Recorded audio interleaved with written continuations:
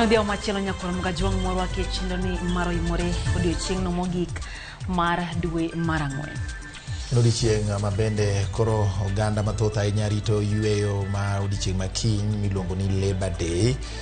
Dwe mar ang'wen ok osedhi marach ahinya, kata kamano odhi kod bedo ka entiere kod lipode mowuok e gwenge mopogore opogore mag oting'o Mashaka Hola, oting'o weche mag bende ng'anyo makoro notimore kendo koro dok timore kaachiel kod bende chungo ng'anyo gik makamago, gik mathoth ahinya otimore dwe mar ang'wen. Gin ripode bende wamedo luwo achiel kachiel ne nyikwa Ramogi Juang kaka wuono wamanyo nyaka e parlamo mar jadolo Ezekiel gwenge ma Kilifi.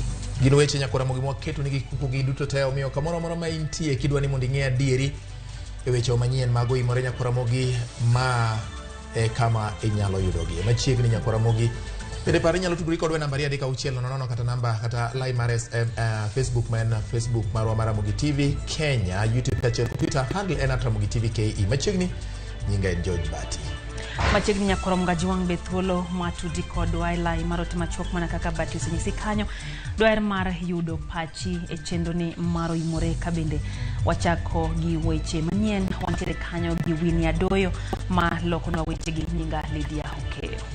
Wang'eni motenre kod weche mag koth ma bende koro kelo midhiero e pacho kamaromo ji 1,500 mawuok e gwenge mag Mawembe, Kamidumbi, Panadol kod Kodero mayudore e division Manyando e kaunti ma Kisumu odong' maonge kuonde jot bang' oula mokel kod koth machwe mang'eny monjo gwengego.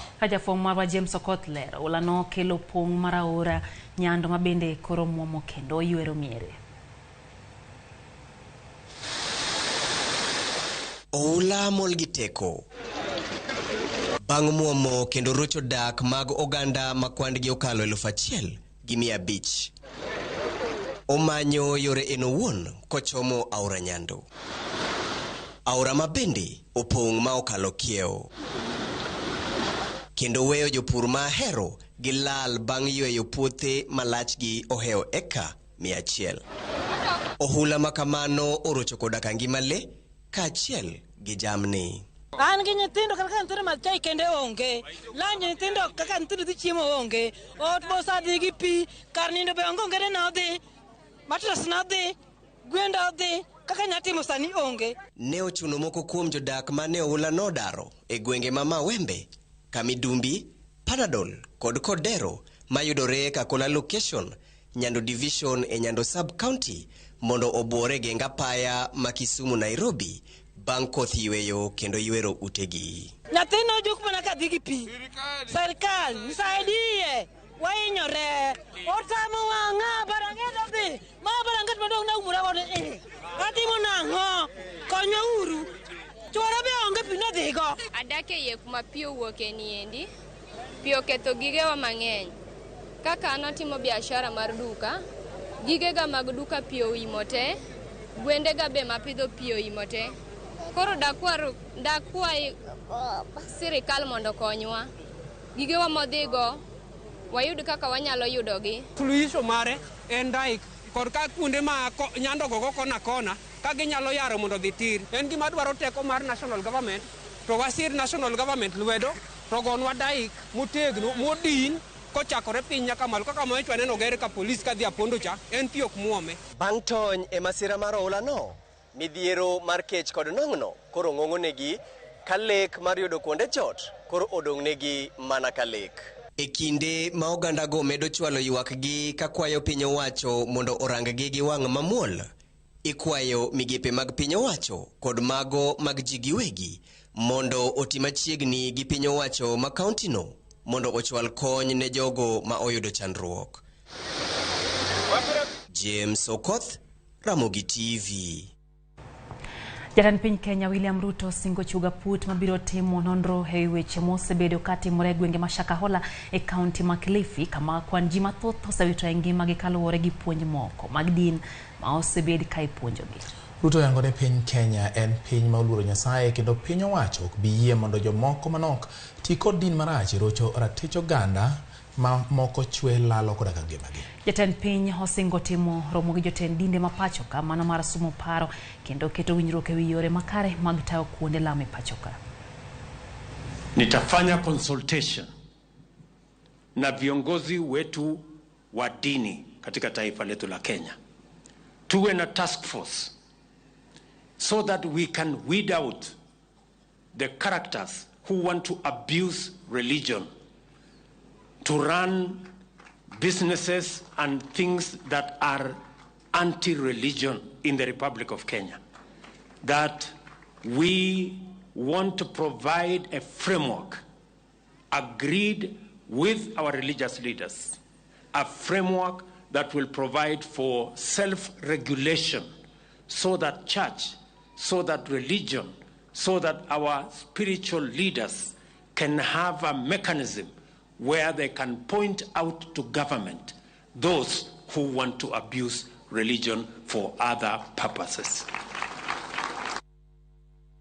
Religion in the Republic of Kenya. Ramogi machiegni kendo wamedo dhi nyime gi weche manyien koro wadonjo kaka nilivyo wacho Shakahola kama waluwe weche mopogore opogore. Kwan mar ji mamanyo anyuola magi medore Shakahola e kinde ma chenro mar reso ji mapod nie bunguno bende dhi nyime. Ng'at achiel oresi odiechieng' ma kawuono kendo kaka Judith Omondi lero anyuola mare omor mar yude ka piny owacho bende chano chako bero mar ringre mano manyocha osekuny kendo ogole liete. E juma mar ariyo mar midhiero ma Shakahola anyuola ma opogore medo chopo mar manyo jogegi. Moko mor kuom yudo wedegi kama moko to pod midhiero kwako ngimagi ka gimanyo anyuola gi. Ng'at achiel oreso odiechieng' ma kawuono e chenro mar reso ji ma pod okwamo e bungu ma Shakahola. En chal ma ne osewito geno gi kwan mar ji mathoth ma osetho ma osebed ka igolo e liete ma wachore ni ne otweyo e bunguno kod geno mar romo kod Yesu Kristo. Gikoni wuodgi ne owuok pacho higa ma okalo dwe mar 11 ka okoni onyiewo lowo kama Kenzi kama ne odhi chako e ngima manyien. Potea ni wale ambao wameenda kule ama viko vipi? Manake yeye alitoka huko akisema kwamba anaenda kule maeneo hayo akiwa amepata. Kama mtoto wako humpate, unasikia habari mbaya, huo unasikia mzigo, unasikia uchungu, na tumekuwa sote na tumekuwa tukiomba ili Mungu afanye muujiza apatikane. Hivi ni kushukuru japo mpaka tumuone vile alivyo, lakini tunashukuru Mungu vile ambavyo tumepata yuko hai, maana mtu ambaye anaweza kupeana namba huwa kuna matumaini. Elarono bende anyuola mar jopuonjre ariyo machiel ne en jambalariany opong' kod lit maneno e lenda wang'gi. En janyuol makoni ne otemo reso wuode koa kuom jadolo Makenzi magiko neto ne okoloyo. Kuja hapa Malindi, Kilifi County, kuja kutafuta watoto wangu wawili, mmoja wa Kibabii University na mwingine wa Ambira Primary, mwingine wa Mbaga Primary School Siaya. 2019 Pastor Makenzi University na baadaye akamtuma tena kuja ibe wenzake watatu wa class 7 wawili na class 5 mmoja wakakuwa wanne.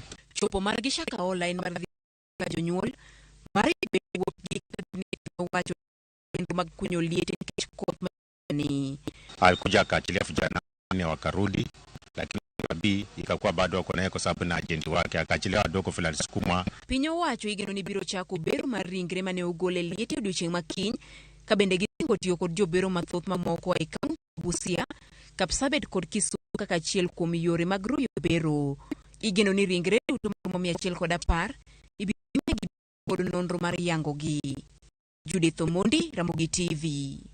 Nyakura mgajwang kapode wantiere mana na mchumbi kinde mag jadolo Ezekiel kawuono no yawo malach rangach mar parlao ma jadolo no mayudre mavueni e kaunti ma Kilifi kama itayo chenro mopogore opogore. Ukindego kotelo gi kodo kila dansano mari kod Cliff Ombeta ne okawo kang' makamano mar kwedo lipode ma osetudo jadolo no gi timbe ma ok odhi kare. Kanisa no Nyakura mgajwang ma ogerelo malach ne romo e Kaprauchiel kod Abich olosi e yor ndisruok kendo ni kod lwasi manyangafu. Wayude report makamaka bende los meyo makare gi George Bati, kanisa mar New Life Center and Church. Ler mar alwora mar kanisa mar New Life Prayer Center Kilifi motele kod jadolo Ezekiel Ombokodero nyalo miyo ng'ato geno kata kapok ochopo od lamo. Apaya chalo alap mar ndeke kendo yien mapichni itgi mielo thum mayamo gonegi ka od lamo to pod neno gi mbele. Bandera mag pinje mopogore opogore bende fwadhore batha paya morieyo e od lamo. Od lamo ni manitie kod ute auchiel mararie liekore ne nyalo ting'o kwan mar ji ma ok tin 42,000. Kata obedo ni kanisa no majapong' kod nyiduonge mag pako Nyasaye kawuono ne oling' kaluwore kod meko mar jadolo Ezekiel Odero tich ang'wen mokalo kendo pod obila ogeng'one. Jo kanisa ne nitie alwora mar kanisa no.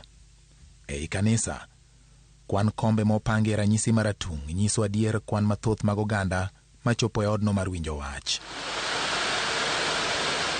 Wi altar oketie kapet molangore e dier ot kod kar keto muma ka bandera mag piny Kenya bende ochungi e tok kama jadolo jachung'ie, kama moko mag pinje mopogore opogore bende opiel piny. Spikni mogulo odembore e wi kapet makwarno ka bul ma itiyo godo e kinde mag wer bende omako mos. E tok altar en ranyisi mar msalaba molosi e ngero manyasani ka taya maliel kod sunga bende golo kit ler mopogore opogore. Kowuok e wi tado, tipo mar wang' jowi manyasani ma joma nitie mabor nyalo nenogo jadolo bende oliero, kaka wuono kopogore kod jumapinde mamoko wang'e rateng' nikech lemo ok dhi nyime.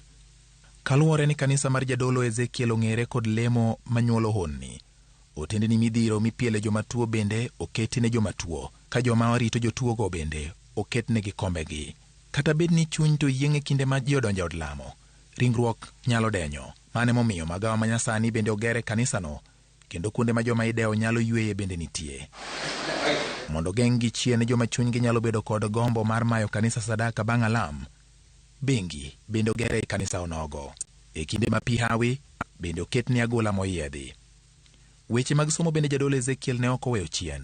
E bath kanisa ogere sikul mapuonjo kit somo mag pinje maoko.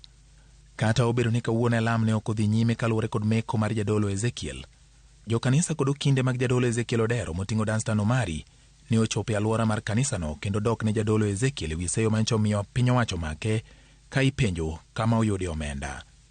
Magi timore e kinde ma jadolo Ezekiel pod ogeng'negi obila kendo ichano chwale do chieng' tich ariyo. George Bati, Ramogi TV. Wadhi nyime nyako Ramogi. Jotend kanisa kod dwaro mondo piny owacho otim machiegni kod loch gwenge e pedho ji ma timbegi yombe matiyo marach gi nying kanisa ka gichwalo puonj magalagala. Jotend kanise go jiwo piny owacho mondo mi kik tudi kanise duto kod keth moseneno ka gikoni owinjo gikawo ndaw mana ne jodolo moyud kod ketho. Ka gitwak gi ute mag fwambo bang' nyasi mar iko e gwenge mag Kogola Central nyaka Chuode kaunti ma Kisumu, ikwayo oganda mondo kik weche maricho manywando kanise moko e pacho ka nyos chunygi kendo migi samuoyo mar chopo e ute lamo.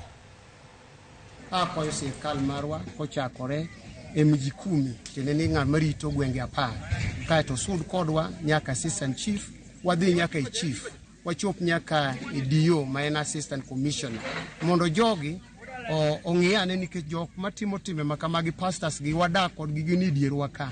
Wan gi IDs magi, wang'e kuonde magi dake, wang'e nyithindgi, wang'e kanisa ma gintiere gi, mondo wach mar chayo kanisa duto kanyakla mamiyo koro nyaka chunje moko thogi obed maonge. Mana kaka notimore sama ne waneno ka itimo lokruok ne nyithindwa e parts mag Kenya ka gi jo kanise mane ok gin jo Kristo, to ne giloko gi kendo ne giterogi e timo timbe moko magalagala. Nowakwer kendo nowacho ni mano en richo, en criminal. Jogo bedo charged kendo waneno ka sirkal ka watu wane joma kamago mobedo charged. Ka sani koro gino mako jo Kristo, wawe keto general ni Christianity onge gima ji lamo, magi gik maonge tiendgi. Geno nitie nikech wach Nyasaye ok nyal lokore, kata ka weche moko nitie ka kod kacha. Jo Kristo waduto kik chunyu chandre ni koro maonge tiende dhi e kanisa, iseng'eyo adier kod miriambo, to adiera no biro siko nikech mawacho ni ka ng'ato ng'eyo adiera to adiera kete thuolo. Komanda mar obila ma Nairobi Adamson Bungei okoni onge ng'anyo mabiro timore Nairobi kaka ichano gi kweth mar Azimio la Umoja One Kenya Alliance. Bungei okoni Azimio kosebedo kalore kod chike mag ng'anyo kendo gichwe gi ketho mwandu kendo girocho ratich oganda e kinde mag ng'anyo. Sigu nyakona mgajuang bende jodito mag Azimio la Umoja One Kenya Alliance mukelo kanyakla Martha Karua kod Kalonzo Musyoka okoni dwach Bungei biro lware e Luanda ne mar ng'anyo mar gibiro dhi nyime kaka nosechan. Jafwambo mar Walter Nyambaga miwa mathoth. Kauloso kod ute mag fombe obama Nairobi, komanda mar obila ma Nairobi Adamson Bungei owito oko kwayo mar Azimio la Umoja One Kenya Alliance mar bago ng'anyo mar tich ariyo manyien. Bungei okoni obila biro rakore kod jok mobalo kod oteno kendo biro chopo mar ng'anyo e juma manyien. By this letter, we are declining to allow the Azimio team the go-ahead to proceed with the demonstration, and any such demonstration will be dispersed by law enforcement officers. Komanda mar obila koni ng'anyo mag kweth mag Azimio osebedo kod tulo, ketho mwandu kaachiel kod inyo jopiny e gino moko ni obila oko ikore mar chiwo ne thuolo kendo. On the previous demonstration, we experienced, or the public experienced, looting, attacking, and also loss of property, as the demonstrators were armed with machetes who attacked innocent members of the public. Ehote mar Azimio mochoi kogno kod ogai mar Azimio la Umoja One Kenya Alliance Raila Odinga okoni ng'anyo margi pod ogorore tarik 2 juma manyien. Odinga okoni giseyudo maling'ling mag buok mag ngima ka gichiwo ranyisi kod weche mosendiki kata iwacho e gimoko kuom jotelo moriwo koda ka Moses Kuria, jalup jatend piny Rigathi Gachagua e kod manyocho owachi kod jatend piny Kenya William Ruto mar siemo jong'anyo. Esechego, to jodito mag Azimio mane oyuore alam mar kanisa mar Cathedral Ministry International Bademai mar Daima, kotelegi kod jatend na Kenya Martha Karua, kod jatend Wiper Party Kalonzo Musyoka, okoni Bungei ni obila ni kod ting' mar rito jong'anyo, eka gitielo ni komanda mar obila onge kod thoche marucho oko ng'anyo mosir kod katiba. Demonstrations, peaceful demonstrations must be allowed. And I want to say that it is the police, a section of the police, who introduce violence. Violence only occurs when introduced by the police with their brutality. William Ruto and your people and your regime, accord the people their rights, haki yao. Stop interfering with peaceful demonstrations. Na sisi, we shall continue to represent the people as long as the government is not listening. The moment you listen, you will not see us on the street. Reduce the cost of power, reduce the cost of food, okay? And ensure that you undertake all that we asked you to undertake. Judito mag Azimio odonjore kod jatend piny William Ruto ka gisoke ni ng'anyo en mar fungo ngima kod pek mar uchumi. We are saying subsidies zirudishwe, kiwango kwamba chakula ambacho kiko sasa mvua ametuletea Mwenyezi Mungu, kabla ya kutoa vyakula mashambani, bei ya unga lazima irudi chini. Jotelo go koni ng'anyo biro dhi nyime chieng' tich ariyo kako chan e ka gichayo tend Kenya Kwanza mage wacho ni tayo piny Kenya kod tok muruodho mok dewo teko mar katiba kod ratiro mag oganda. Mujitokeze muitetei sauti ya mnyonge, na siku yake ni Tuesday. Walter Nyambaga, Ramogi TV. Odhi nyime nyako Ramogi, jatend piny Kenya William Ruto singo ni piny owacho biro tiyo gi teko duto marito mwandu jo Kenya e lwet jogo mani kod dwaro mar ketho mwandu jo Kenya e yor bago ng'anyo kendo thiro dongruok mathurka. Ruto kwa jotelo duto mapacho ka koreo koda kamago makwedo piny owacho mondo miore lwedo piny owacho kendo gikony gero piny Kenya kar bago ng'anyo thurka. Jatend piny owuoyo e kaunti ma West Pokot e kinde mano yore nyasi mar duoko erokamano, kama bende omedo chiwo singo mar dongruok ne jo Kenya. Wale wanafikiria ya kwamba watatumia mambo ya siasa kuharibu uchumi wa Kenya, kuharibu biashara ya Wakenya, kuharibu kazi ya Wakenya, mimi nataka niwahakikishie they will be met with the full force of the law.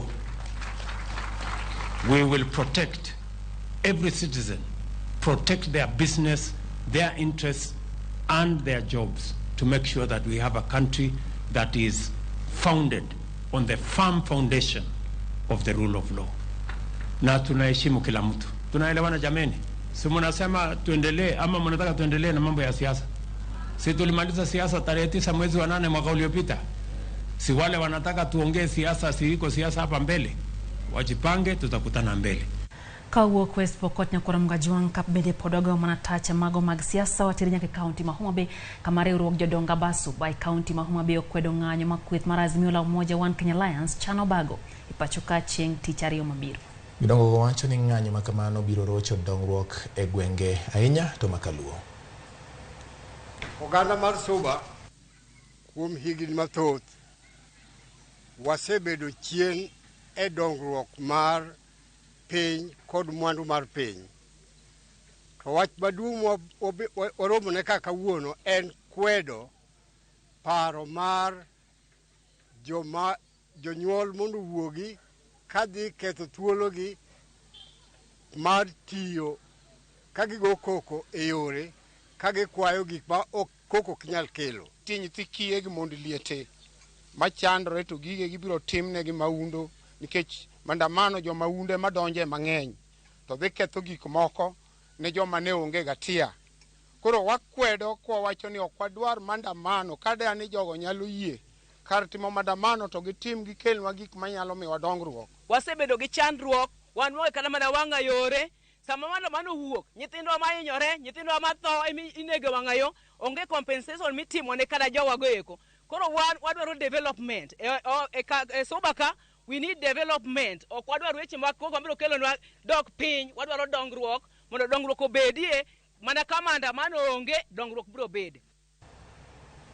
Koromo Gajongen dakika pariyo bang' sadek mar otieno chenro eno Oimore erokamano kuom medo kete mana ka Ramogi TV ni warwaki kacha nigo kod mbaka inyiso pachi kotendro gi magi mwa ikoni odhiambo makawuono. An gi moko kae Lydia ma ji luomo Evans Kidero mar Migori bunge la wananchi wacho ni Kenya ka sirikal webwogo jopiny gi wache ng'anyo nikech katiba oyiene jopiny nyalo ng'anyo kaluwore kod pek ma gik magikadhe. Mano Evans Ochieng bunge la wananchi ma Migori. Kasto ka bende jojo Oimore mosna Lydia yawa jokano winjo matek ahinya e wach mar oula molno but kamano mondo Jehova kaka en kamano kare koro chung koth mondo jowa kik bed gi hinyruok machalo kod mano. Pak Yesu ma pat gweng' gwenge mag ahero kaka koth muomo oganda timonegi mos ahinya kendo mad sirikal okonygi mapiyo. En midhiero makoro mako jogwenge go bati ka bende samore wacho ni sama chieng' rieny to wagombo koth ka koth biro to kendo kelo masira. Kako wacho ni samoro walam Nyasaye koth ochwe koth ochung' bende waneno mano matek. Koro apare no nyalo puonjore nitiere yewni moko kanyo winjo bende piny owacho gero yewni migere alwora mar aora manyando pani mane gemo winjo piny owacho mag kaunti gi mano mar mamalo winjo ket sirinyo hegero gi mondo mi oneni kata koth chwe to gandawa ok bed gi midhiero. Valentine Achieng' wacho jatend piny oneno kanyo ka golo weche mokanyo. Kelo Fred wacho ni omor ahinya gi chendo mar Oimore wacho ni entiere kodwa ka Elisha Odhiambo ni kacha inte wacho ni wuoro gima omiyo piny owacho dwa loro commission mar nono thoe mosebedo katimore kanise ariyo ok dwa loso commission mar nono thoe mosebedo katimore kanise ariyo mapacho ka apane pache winjo benien gimetima kata kamano nonro winjo tim bati mondo mi ong'e adier mantiere ke samoro ntiere oganda ma ntiere gi paro moro ni samoro ntie joma adier gi onge ketho gilemo gadieri to ntie kaka sirikal koro nyaka tim nonro e yo mowinjore. Aparo ni yo mar yeyo gimoro en ng'e adieri ahinya adieri mahie kotene kod gik ma osebedo katimo konywande ji duto teto samoro dipo ka bende go kata mana chuny jogo ma bende Nyasaye nyalo walo mondo konyo oganda nikech weche thoth ma kopogore gi wach Nyasaye Lydia to samoro ji nyalo kale matek ahinya. Lucas Odhiambo wacho ni entiere e gwenge ma Mombasa Nyali kendo wacho ni sani koro jatend sirikal ma Kisumu County kod mano mamalo winjo bed ni chungo malo kendo konyo oganda abende koro piwere. Wuod Upanda wacho ni entiere kodwa kae e kata notice nyakwa nyawadi wacho ni en bende osechopo kae kendo sindo mwalo Ramogi TV chopo yo makare. Karakoni bende aneno Ramogi TV malera timo mos ne joma pi kelo negi hinyruok moketho gigegi mos na mwalimu okay deka ni mwa Anmoli kata min Austin kawuok Wasiseka. Kasto Trixon Jean Claude from Kabwoch wacho ni koduol dala ka Ramogi ler maratari jokano akwayo ni mondo kabeto koro gibiye oma be yoting'ore gi malo, gitim buto kanyo matin kapod girito mondo koth odog piny. Wageno ni joma bibro miyo gi kamoro gi jo Denyakorom ga jongo yo matin chendo eno Oimore to kapok wa yo bati Oguda ka Yesu wacho ni wach moro ni kor gi kocha mano Migori do ni boy moro nyocha onyombo to mon siko kawe koro kawuono mon gi oduogo te okiano tim nango to ng'eny gi akano haya Adoge kata mana yubu gigene no lal mang'eny to giduogo modhuro Ramogi mana kaka en samoro timore ni ndiko mar Biblos bende chopo kare. Wayo matne chendo mar Oimore med miwa pach yari adeka uchendo no kabende wanche mbui Ramogi TV, Facebook, Twitter gi YouTube nyiswa pach Nyakorom ga jwang kwa duogo pod wanchire kod mathoth chendo mar Oimore. Kaka mabiro ni Jopiny ywak ewi digni mar gedo mar ndara ma Chemelil Miwani. Asset finance, import finance, insurance, salary check of loans, civil servant loans. Mwananchi Credit has you covered. Mwananchi Credit, investor in people.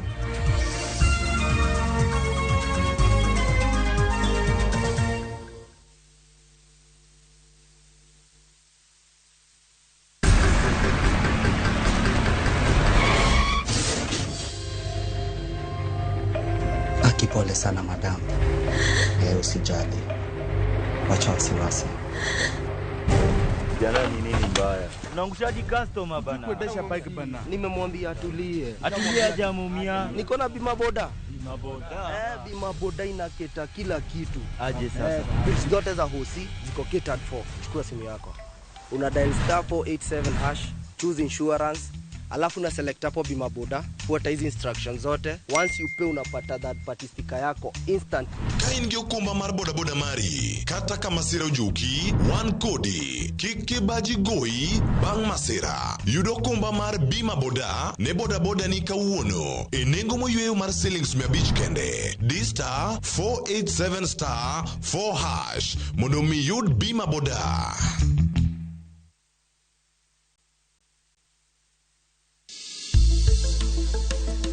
Riuri kodwa chieng' tich ariyo e penj laktar kawadhialo World Asthma Day. Dr. Frederick Otieno mar Equity Afya Mirema biro bedo kodwa ka omiyowa puonj makare wi tuo asma. Penj laktar sa 12 odhiambo kik bai.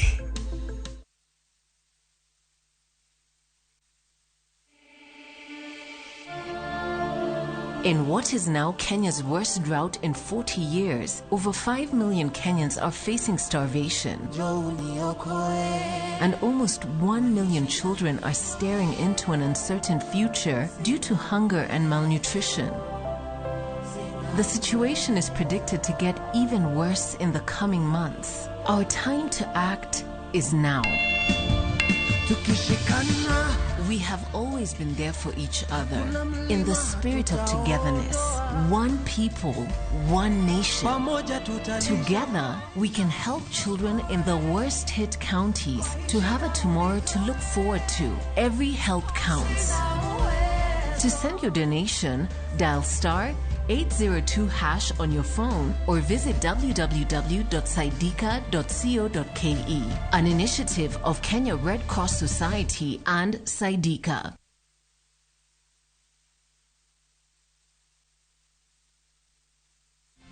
Shabiki.com is all about the game. Playing live. It's all about the number of goals. Half-time markets. Correct scores. Handicaps. Double chances. Corners. Goal scorers. Penalties. And full-time results. Shabiki.com is all about you. The fun. Kuwa Shabiki. Play now. Strictly not for persons under the age of 18. Betting can be addictive. Shabiki.com is authorized and regulated by the BCLB. License number 416.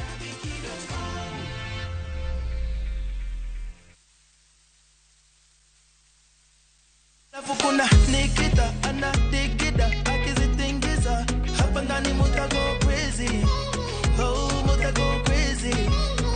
Alafu kuna Nikita anadigida akizitingiza hapa ndani. What's up my beautiful people, this is Billy the Storyteller. Na kupata huu wimbo bonyeza *811*277#. I'll see you. Na kama unavyojua saizi sikiza na Citizen ya nyumbani kwa wasanii. I'll see you. Is bad breath getting in your way? FreshMed mouthwash is formulated with fluoride and essential oils designed to fight bacteria that causes bad breath and tooth decay, working to give you a stronger enamel, fresher breath, and healthier gums. For better oral hygiene, try FreshMed today. Available in ice mint and spearmint flavors in all outlets near you. From Tropical Brands.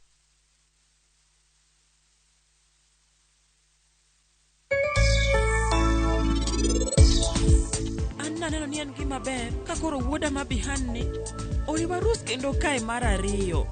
Anadwaro ni en otima rus gi thapki. Make your mealtime more magical.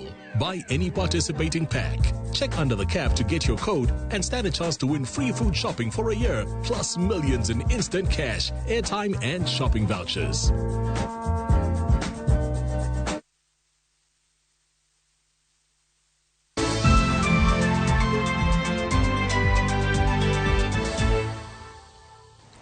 Machini kendo nyakwana moga jwa ng'wa medo dhi nyime koro wang'e motendre kod weche mag arita kwe kama obila Matharaka Nithi timo nonro ewi nek mano nego obila wetegi ariyo ma yangore ni omonji gi jogweng' mag Adhanje mayudore e Gamba Ng'ombe. Obila go mawuok e tesend obila ma Kathwana nonegi otieno ma piny orugo kawuono mano ndamo mar kilomita 5 kowuok e tesend obila. Komanda mar obila ma gwengego Zakaz Ng'eno yango ni obila go ne oriko dhi mako achich moro, kata kamano achijno ne ogoyo koko kendo jopiny ne ochopo monego obila go ma kinde no ne orwako lep obila ma yangogi.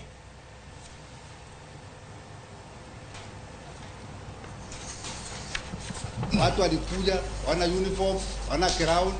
Sasa hatujui kama ni askari, kama si askari, hatuna kopi. So vile waliingia kwa nyumba wakaanza kufinya mwenye nyumba. Sasa ile ilitokea, wananchi nao ndio hawa wamekasirika, kwa sababu ni matezo. Tumetezwa kwa muda mrefu, tumehangaika sana. Tumeomba kambi siku mingi, lakini naona hatusikiwi. Kwa maana ilikuwa hata wakati wa Pete Gemereti ikakuja saka mpaka kwa Mudhomi, ikakuja mpaka kwa Kareke, na hata wa leo hakuna askari wamekuja. Sijui wanangojea nini ama tumalizwe ndio wao wakifurahi. We are told that the owner of the shop raised alarm and members of the public descended on the officers, resulting on fatally injuring the physical injuries, and the bodies have been moved to the mortuary as we wait even to do the other procedures of informing their next of kin and other things. Paya maya Narok kadhi Maimayu nolor bang' koth mosebedo kachuo mapek kelo kethruok mar apaya no. Duol marango weche mag apeyni e pacho ka Kenya National Highways Authority oyango wachni ka giwacho ni okak mane onenore e apaya no nyalo kelo masira e apaya. Duol mar Ken wacho ni gisechako keto chenro makare mag loso apaya no kakori kwa oganda mondo mi oti gi apaya mamoko machalo mawuok Narok kakalo Kisiriri kocha Mau Summit e apaya Manjoro kod apaya mawuok Narok kakalo Bomet nyaka Kaplong.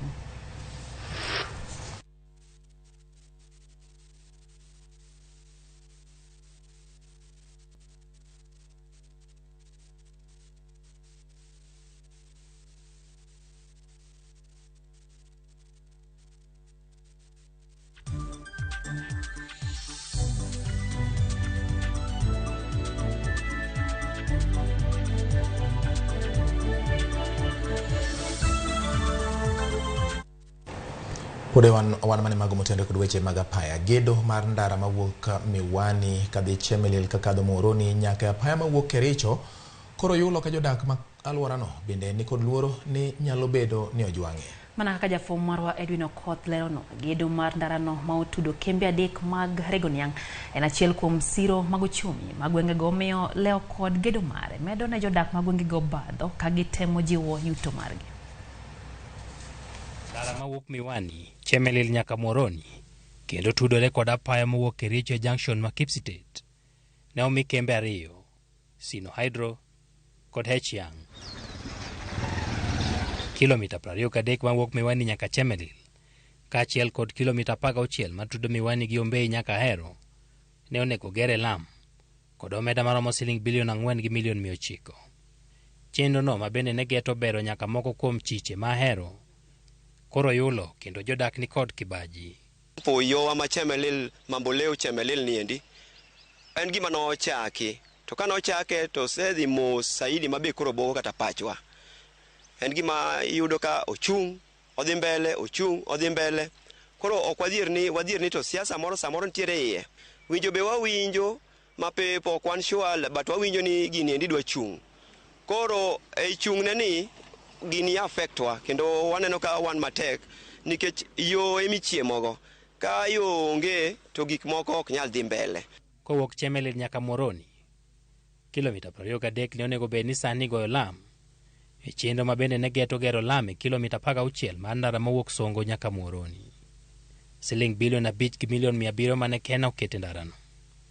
Bende ne dhi tudo ndara madonjo Koru kendo kalo Koru Mission Hospital matudre kod ndara madhi Londiani.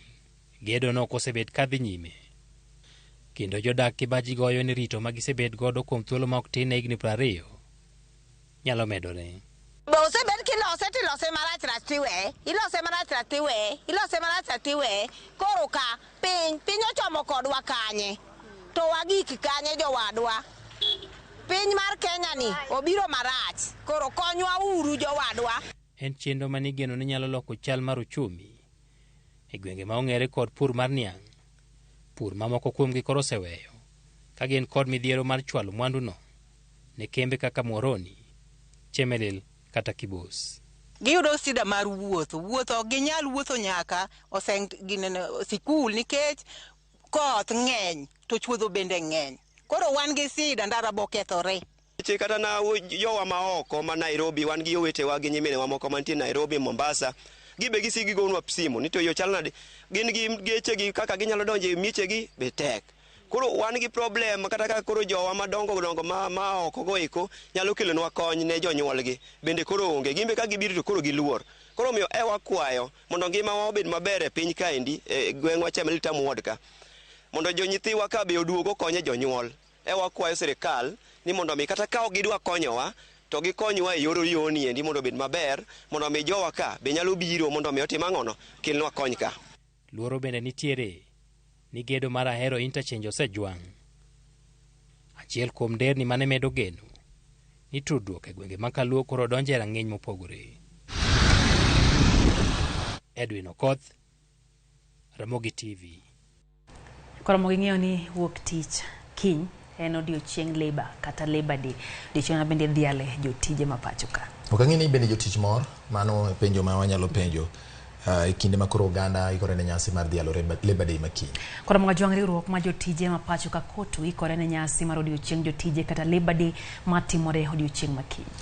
Jatend Kotu kata jotend Kotu noyuore lamo mar ikruok margi mano bagi kawuono. Jagoro mar Kotu Francis Atuoli mano yuore lamo no e kanisa ma St. Stephen apaya ma Jogoo Road Nairobi wajodo joticha mondo mi ochopie nyasi no ma ochaki ni ma ochanne idhi bagia pap ma Uhuru Gardens. Atuoli bende okwayo piny owacho mondo mi omede jiwo osach jotich ma yuto magi ni piny. Gavana ma Nairobi Johnson Sakaja ma bende no chope lamo no jiwo achiel mar oganda ma biro kelo dongruok ne jopiny.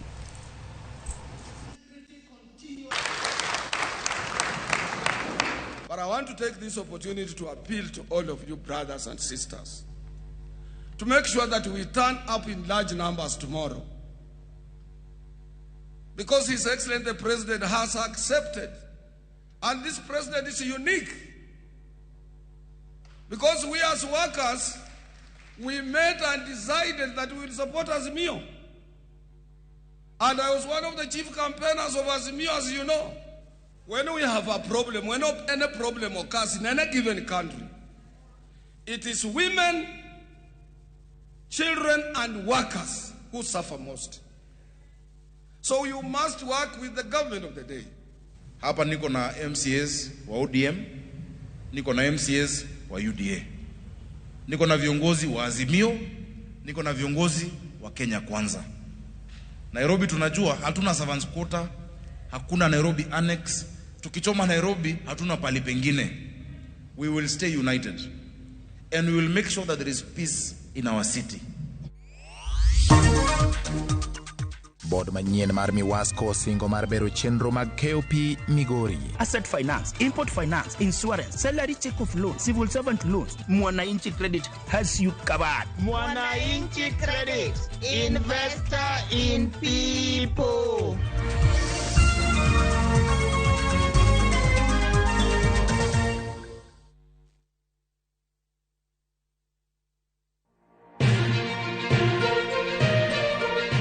Weche manyien mamulo dhod chunyi maiye gin mago machiegni kodi. Weche thieth, anyuola, ohala to kata rita. Ka utuch to wan kode. Kotimore skunde e gweng'u ne wedeni kata osiepe magi duto wan go. Wan kae mar neno ni ng'eyo gima biro kendo bedo gi ikruok motegno. Onego ing'e gima timore e seche motimore mapiyo piyo to mae e kama iyude wechego. Kenya en marwa waduto to Ramogi TV en odwa to kendo wantie iye kanyakla achiel kaka onagi. Ma en rupiny kod mbaka oromo e Ramogi TV. Sud machiegni mondo wago mbaka.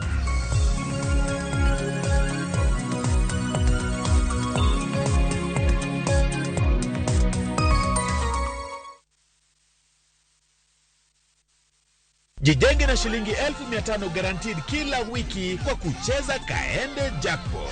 Shiriki kwa kutumia 50 bob pekee, cheza na Autopic kwa kutuma neno KJP kwa 29063. Not for persons under the age of 18. BCLB number 416.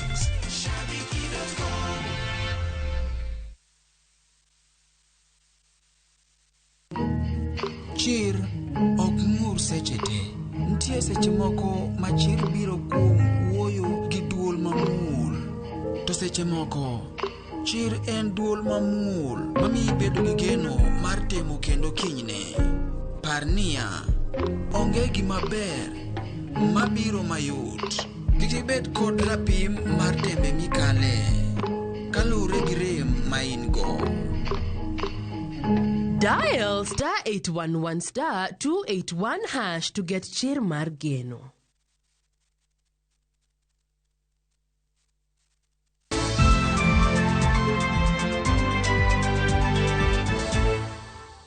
Machiegni kendo nyakorom gajuang erokamano kuom medo kete mana kae chenro ni mar Oimore Ramogi TV.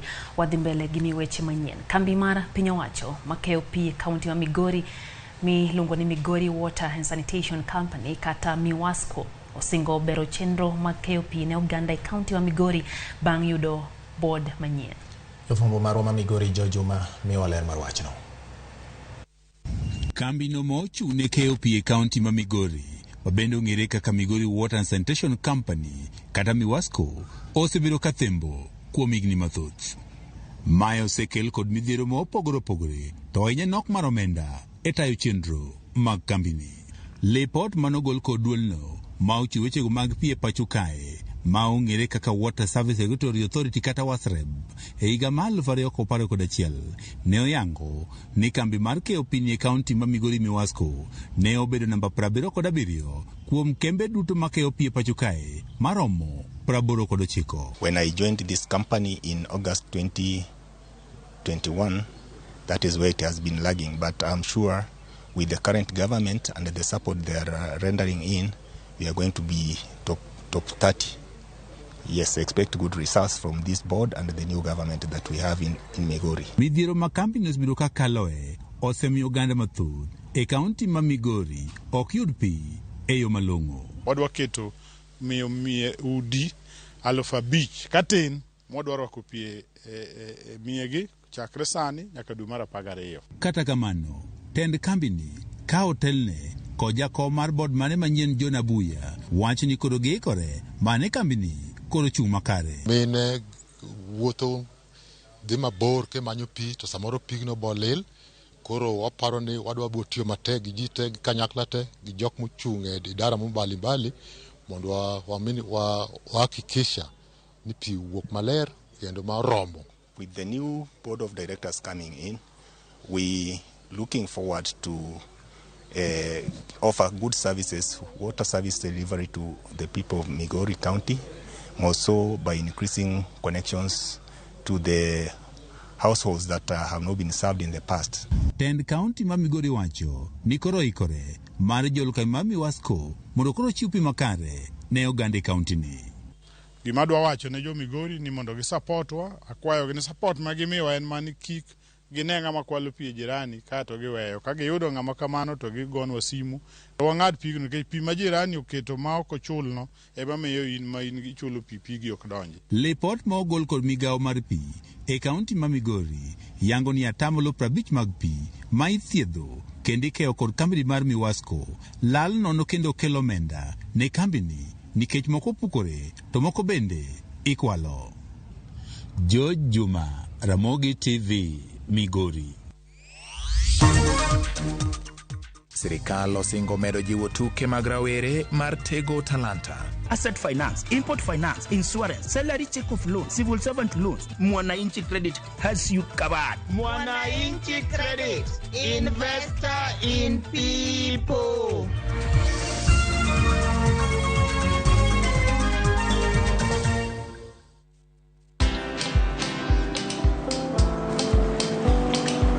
Niaje? Ni kama unashangaa kwa nini naangalia simu with so much focus, eh? Usishangae sana. Nimekuwa ndani ya story kabisa. Ni kama ile hali ya juzi. Ni kama nilikuwa hapo iki happen. And when this new market was being opened, ni kama nilikuwa hapo tu. Hata vile local tourists for a special rate at the coast, I was there.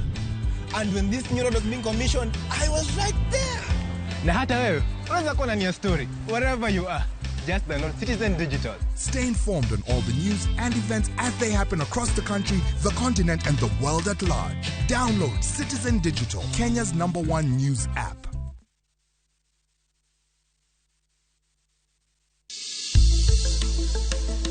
Riuri kodwa chieng' tich ariyo e penj laktar ka wadhialo World Asthma Day. Dr. Fredrick Otieno mar Equity Afya Mirema biro bedo kodwa ka omiyowa puonj makare wi tuo asma. Penj laktar sa 12 odhiambo, kik bayi.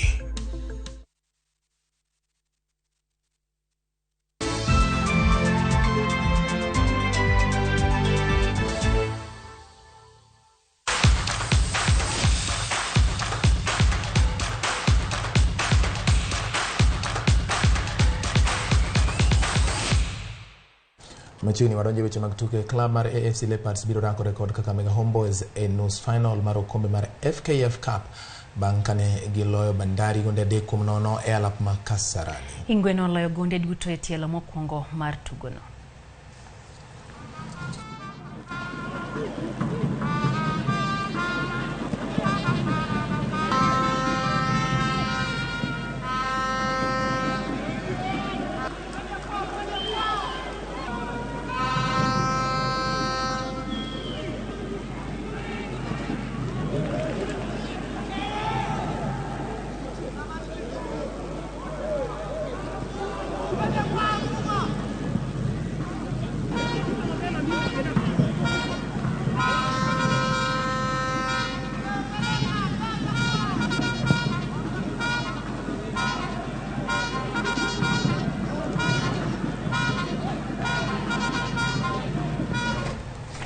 John Kariuki matugone club mar Limuru Country Club notelo ne jotugo wetene Paul Kahura, Tony Karani gi Victor Gishuru kao loch mag tuke golf mosir gi bengi mar KCB mana obagi alap ma Limuru Golf Club.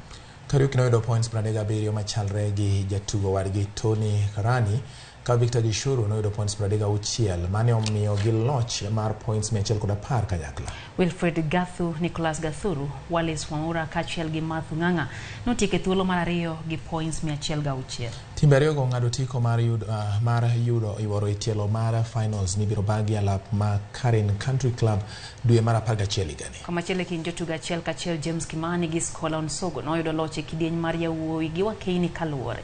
Tielo mar ang'wen mar tuke gi ibiro bagi alap mar Ilui Golf Club ka timbe ariyo mabiro kao loch kanyo bende biro yuoro e tuke mag finals.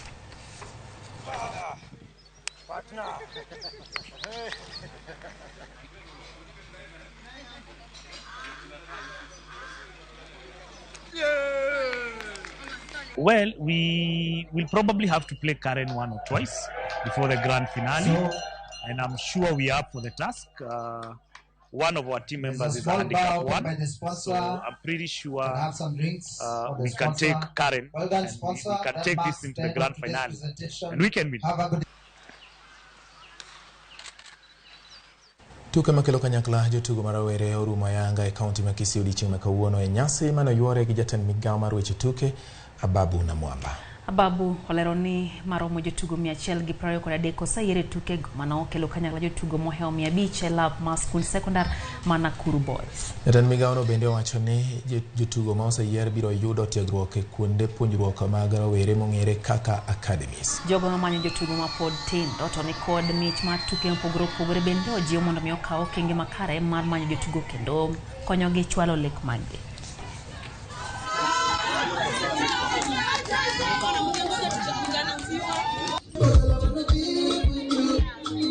We have established a system under the Kenya Academy of Sports to start providing a platform for the very best talents to be scouted, and then the government to take over the responsibility to progress their talents after you have been scouted. And so every holiday, April, August, December, the Academy will be hosting what we will call national talent camps. Kwa kalotongwa dhia pinje mahoko club mar Manchester City koro chikore nyake thuolo mokwonge league mar EPL bango yo club mar Fulham gonde ariyo kumachiele lap mar Craven Cottage. City noyudo gonde